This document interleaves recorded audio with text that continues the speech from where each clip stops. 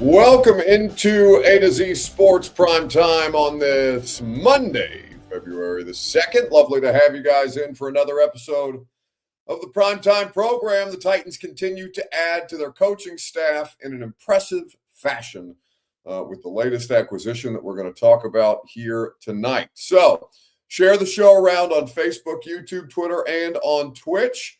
Wherever you are spending your precious and valuable time with us, we always do appreciate your participation. If you are hanging out on Twitter, please retweet the show in the bottom right-hand corner of your screen. Facebook Live, you can share now to public. That's in the bottom left. YouTube and Twitch, like the video in the bottom of the panel, and subscribe to the channel if you have not done so already. The news of today, as we dive into this thing on the Primetime program, by the way, welcome. I'm your host, Buck Rising. I'm proud, as always, to be presented to you by the fine folks at the Tennessee Department of Transportation, where TDOT reminds you that nobody trashes Tennessee. Be a part of the solution to end littering at nobodytrashestn.com. By Two Rivers Ford, the South's most trusted Ford dealer. Online at tworiversford.com. Quality American-made Ford vehicles, award-winning customer service.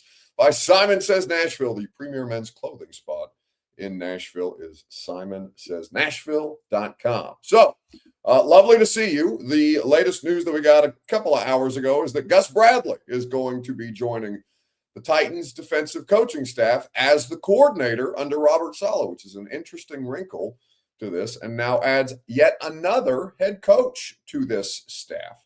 Ocho on YouTube says, "Got the coaches, just need the players now." Yeah, it's you're going to get there through the process. You can only go as fast as the offseason will let you, but yeah, so far the early returns are very promising on this coaching staff, at least in terms of the level of experience that you are bringing to the table versus what you had, which was a very top-end unexperienced staff, even though guys like Bill Callahan had been around for 100 years, Tracy Rocker, Tyke Tolbert, a lot of different pieces and parts. But at the top end, the head coach, the defensive coordinator, the offensive coordinator, and the first special teams coach that Brian Callahan hired, and Colt Anderson, 0 games of coaching experience when they took this job. This will be a much different situation for the new Titans coaching staff, coming in with a plethora of experience, specifically head coaching experience, including Bones Fossil, who has been an interim coach in his past. So the question to ask you guys tonight, your Two Rivers Ford take, is this: what was your reaction to the Titans making Gus Bradley the new defensive coordinator under Robert Saleh?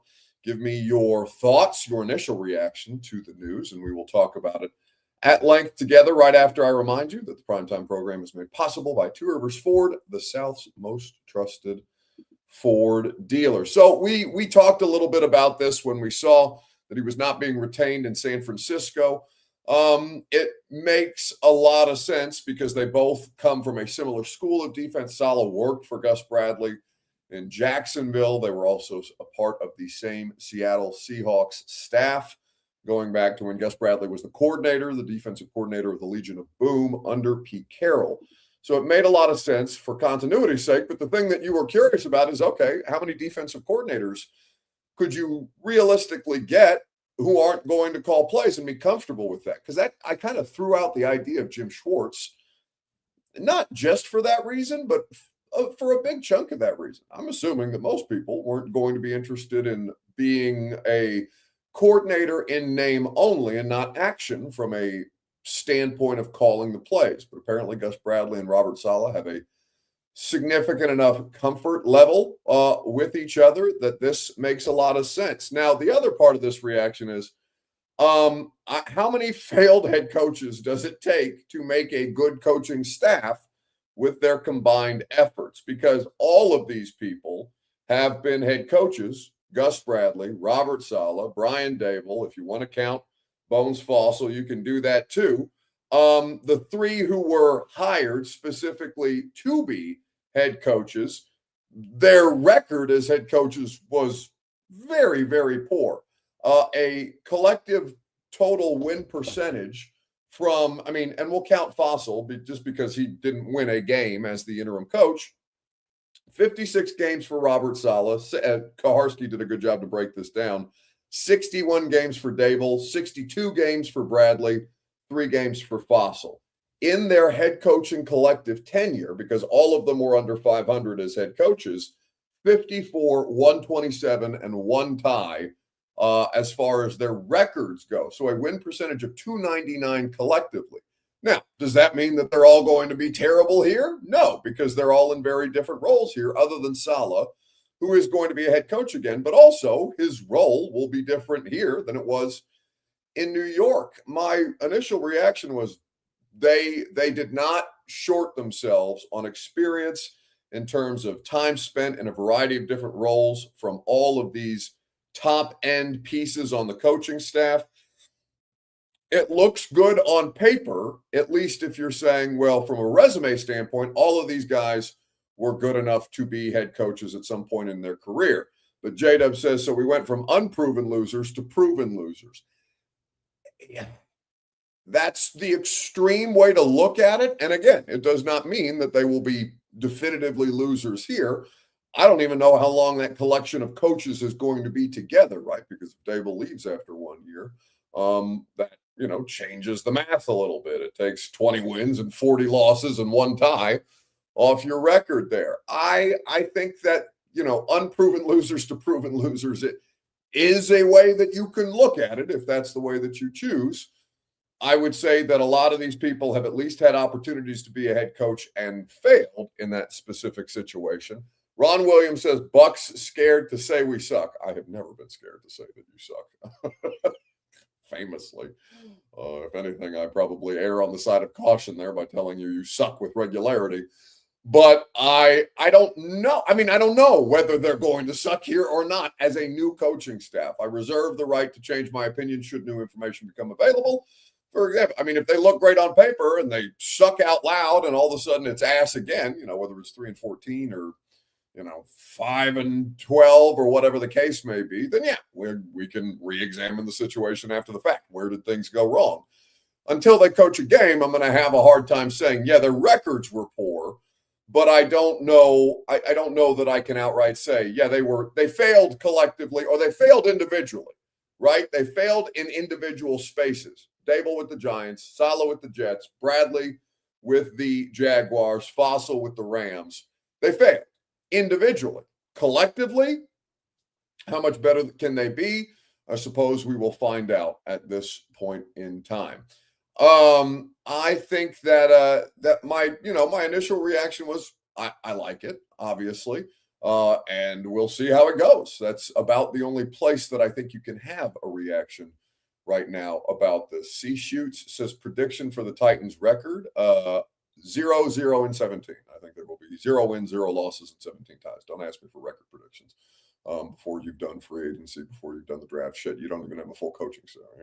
Give a shit what your record's going to be on February the 2nd. Why do you care what people think your record's going to be before you've even gone through the bulk of the offseason process?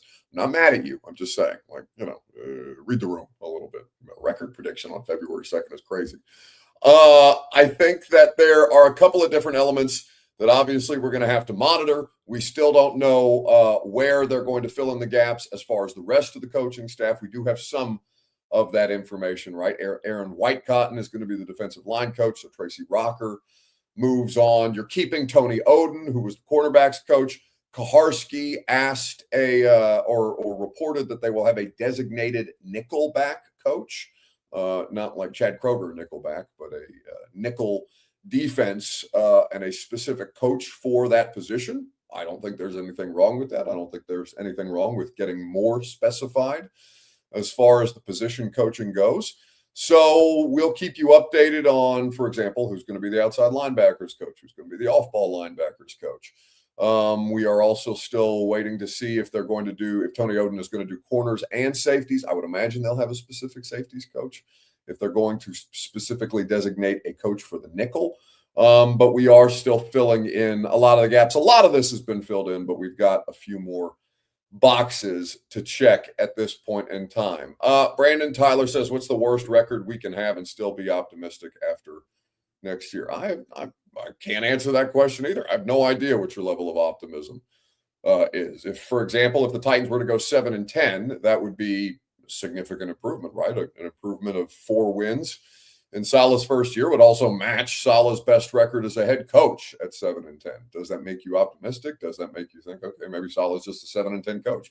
I have no idea. I don't want to talk about records and all that kind of crap again on February 2nd. Yeah, guys, just get through the offseason. There's no rush. You don't play a game for many, many more months.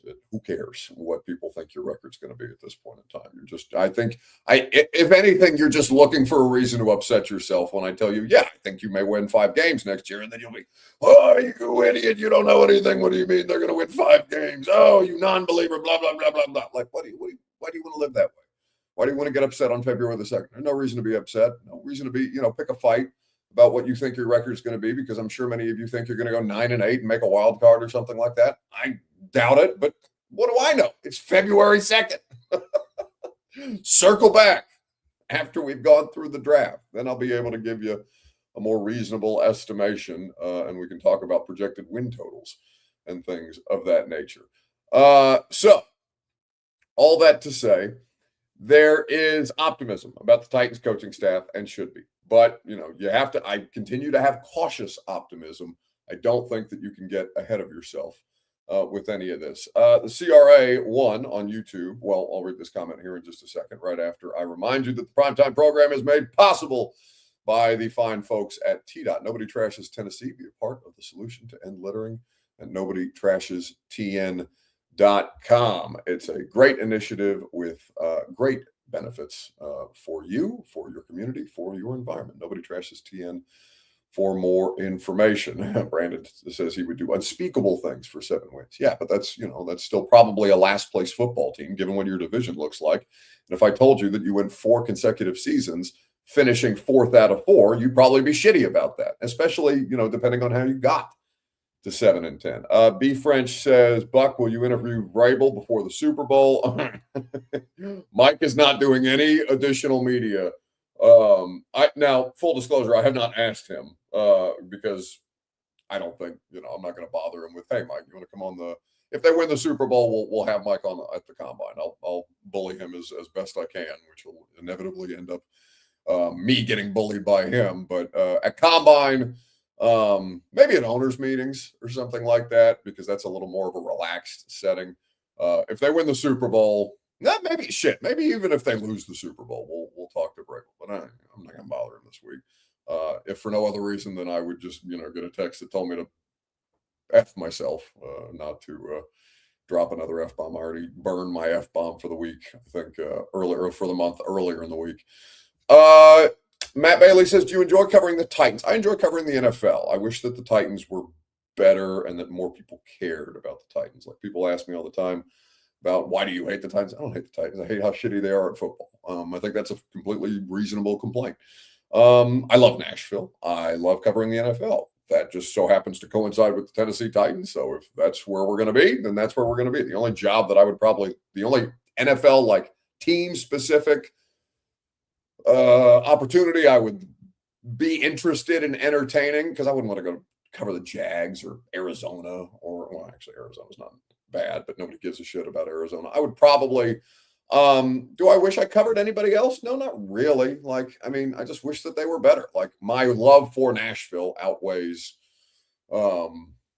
my interest in covering another NFL team. The only other one that I would seriously entertain is the Cowboys. Because the Cowboys matter no matter what day it is, no matter what year it is, no matter how bad they are, no matter how good they are. People always care about the Cowboys, and I'm, selfishly, I'm interested in what's best for me. So Cowboys are a higher profile job. But even then, that job's kind of batshit crazy. And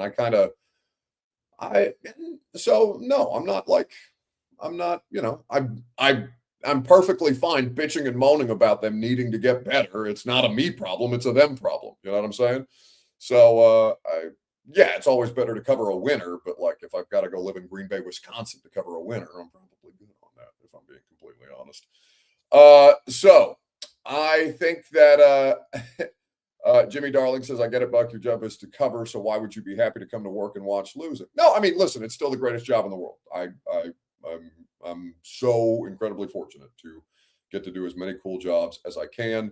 Or as I get to, whether it be Fox, whether it be A to Z, whether it be 104.5, like I said, I've got the best job in the world, the best collection of jobs in the world. It allows me to live a very fun life and live in a city that I love very much. So yeah, I've had good stretches. You're going to have bad stretches. I'm just a little harsher during during the bad stretches than some of you might like for me to be. But anyway, you're not here to hear about my interest in covering your team. So I think that on the whole, I'm pretty confident in where this thing is headed. I do like the direction that they're heading, but full disclosure, I will say I was also excited about the idea of them hiring Brian Callahan too, for all the good that it did them. That very much blew up in their face. So just because it feels good in the offseason does not mean that it will directly translate to the kind of success that you expect them to have. I think that coaches are the most difficult things to predict, to be completely honest with you.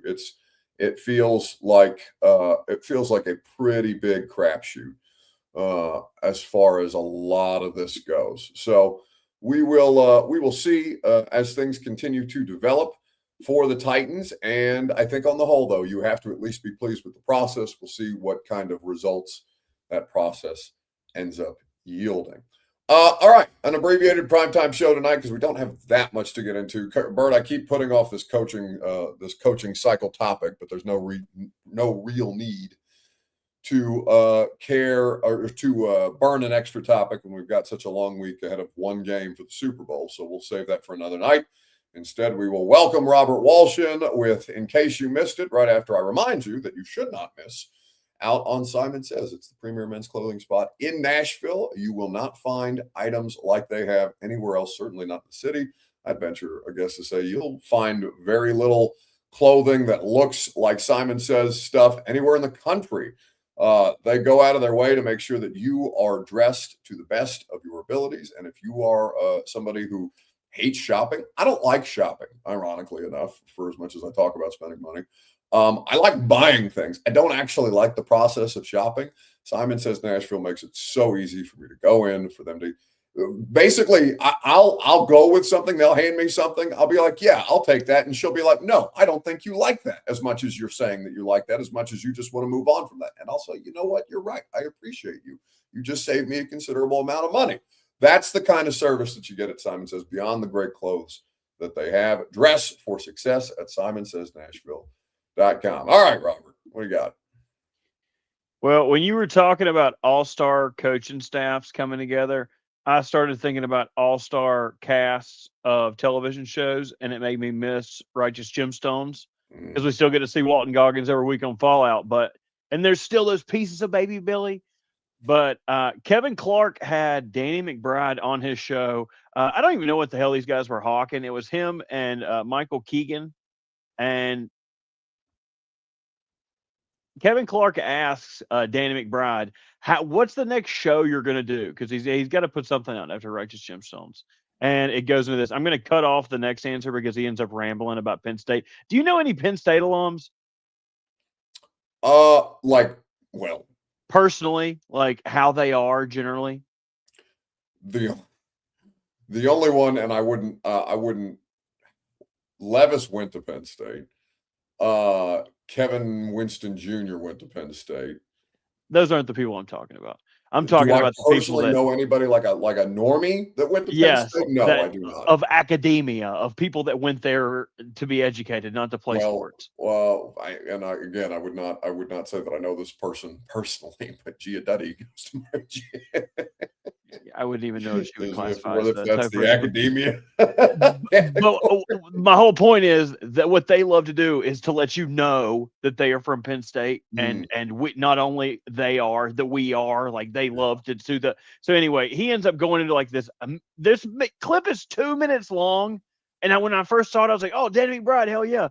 Danny gets like 36 seconds of this. That's just me bitching about one more Danny McBride. But Kevin Clark asks him, what's the next kind of show you're going to play? Are you going to get back into sports? You know what? I would probably take the story of a ref. Maybe a ref who's cheating and calling bad plays. Maybe that's the story.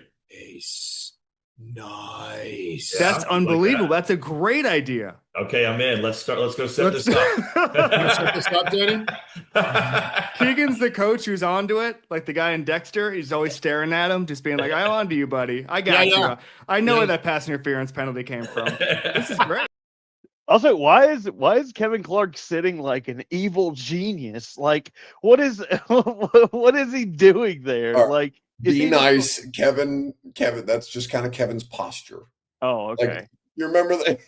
So he doesn't have like I'm not want to make some fun of somebody's body. Listen, but like I don't know if have it's a like scoliosis situation. Okay, I won't make fun of it then. You're a jerk. I've just never seen him. It's always like close up like this, and he just looks like a well put together guy. And No, here he looks like Gargamel. You know what? I would probably take the story of a ref, maybe a ref who's cheating and calling bad plays. Maybe that. Oh, Okay. I hate when people interview and do that. Like, oh, great idea. Would you stop talking shit about people that I know? Sorry, dude. Sorry. It's not like you're gonna invite me to see him or anything. You never invite me to meet your friends.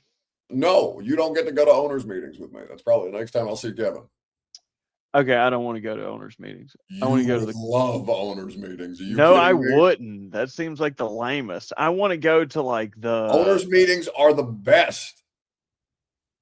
We will agree to disagree. I wish there was a free agency summit. I would go to that. That would Yeah, be it's called the fun. Combine. Okay, cool. See, that's where what's the song that that damn mermaid sing? Like, part of your world. Wish I could be at St. Elmo's drunk off my ass. That's where I need to be. Tighten Up says, Buck, like you don't talk shit about people you know. Yeah, I do. Absolutely. But not about Kevin Clark's posture, because maybe he's got, I don't know, maybe he's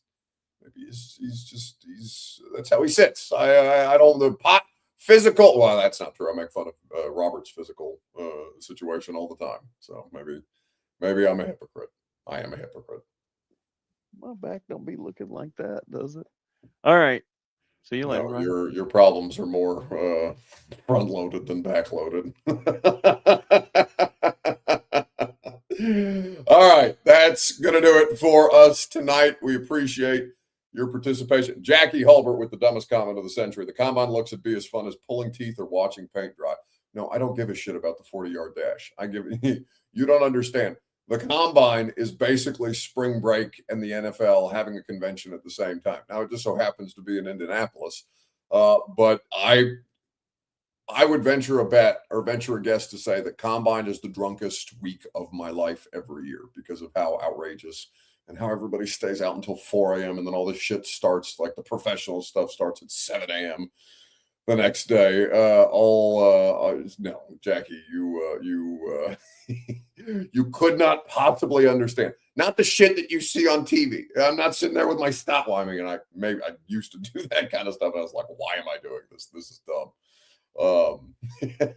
No, not the vertical tests and all this other stuff. No, it's the social element of the combine. It's excellent. All right, that is it for us tonight. We appreciate your participation. We will look forward to hanging out with you guys tomorrow from 10 to 1 on 104.5 The Zone.